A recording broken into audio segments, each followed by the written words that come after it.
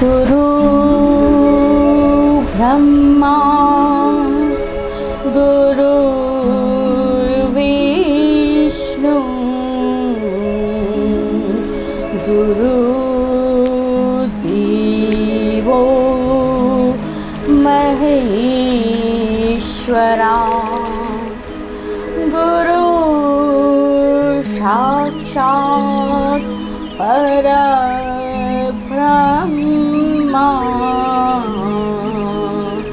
तस्मै श्री गुरुवे नमः।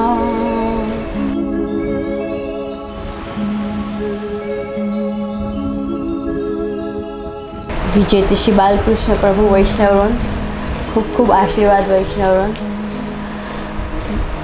गुरु पूर्णिमा की आप सभी वैष्णवों को खूब खूब मंगल बधाई और खूब खूब आशीर्वाद। खूब बहुत ही आध्यात्मिक स्तर का ये श्लोक है। जब भी मैं आँख बंद करके ये श्लोक बोल रही थी मुझे इतना अच्छा फील हो रहा था। और मैं आप सबको भी इंसिस्ट करूँगी कि जो भी आपके गुरु हो उनका ध्यान धर के आप सिर्फ गुरु पूर्णिमा के दिन ही नहीं, रोज़ ही ये श्लोक बोला कीजिए। क्योंकि ठाकुर जी के जो पाठ है और जो है स्मरण, भगवत स्मरण, वो तो हमें करना ही है रोज़, पर गुरु का तो बहुत बड़ा स्थान है और इसलिए हमें गुरु की स्तुति भी रोज़ करनी चाहिए। उससे क्या फ़र्क पड़ेगा ना, वो तो आप जब करोगे ना, करके देखोगे ना, तब आपको पता चलेगा कि कितना मैजिकल है ये। और जब भी आप आँख बंद करके ये श्लोक बोलोगे ना तो आपका अपने आप ऑटोमेटिकली, जिसमें आपको बहुत ज़्यादा श्रद्धा और आस्था होगी ना, आपको अलग से भी ध्यान नहीं करना पड़ेगा। आप जब ये आइज़ क्लोज करके पूरी शिद्दत से ये श्लोक बोलोगे ना, अपने आप उनका ही आपके विजुअलाइज हो जाएगा, आपको उनका विजुअलाइजेशन हो जाएगा उन्हीं का आपको, ठीक है।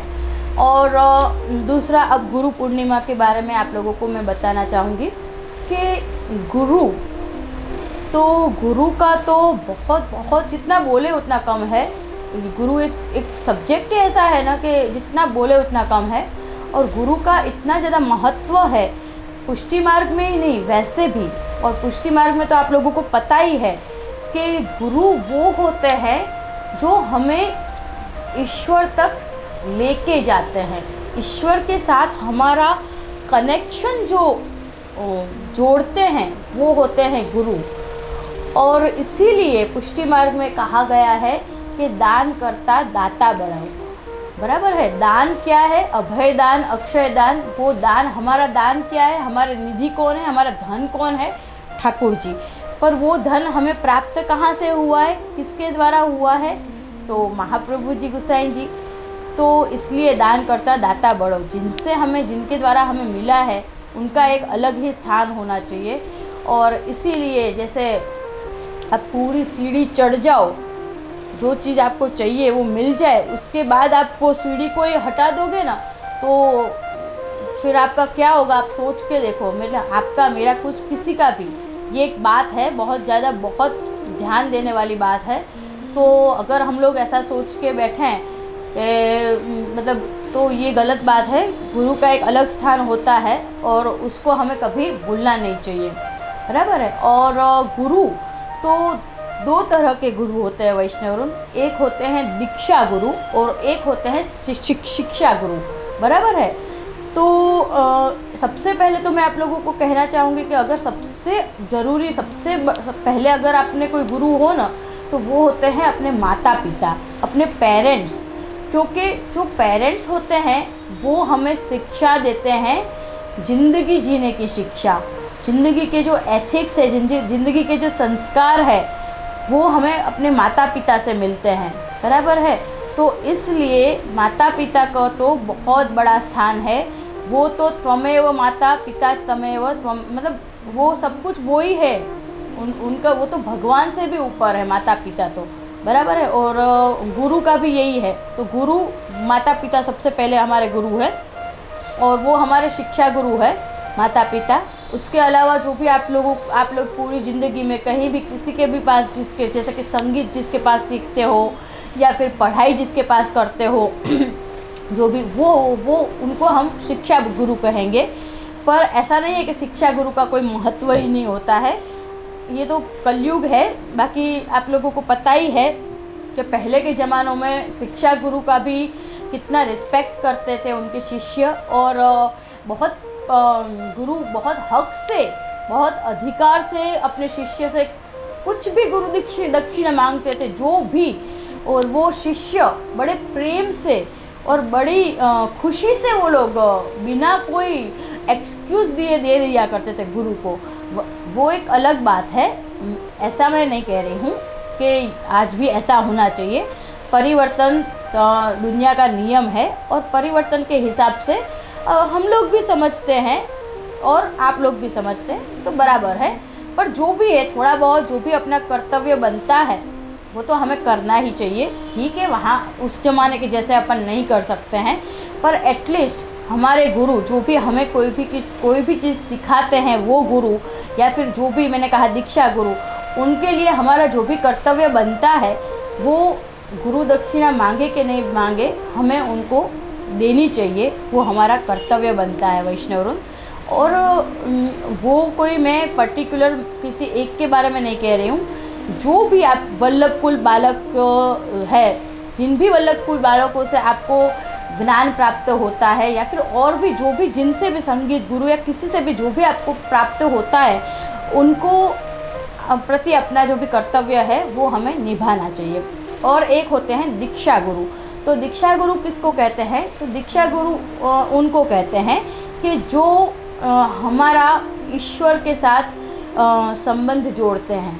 मुझे जो सांसारिक दीक्षा गुरु होते हैं उन लोगों में भी अलग अलग धर्मों में अलग अलग दीक्षा देते हैं, कैसे देते हैं वो मुझे एग्जैक्टली इतना ज़्यादा नॉलेज नहीं है। पर जैसे पुष्टि मार्ग है तो उसमें महाप्रभु जी गोसाई जी और अब उनके जो वल्लभ वंशज है वो आप लोगों को, मुझको, सबको दीक्षा देते हैं, ब्रह्म संबंध की दीक्षा, ब्रह्म संबंध कराते हैं ठाकुर जी के साथ।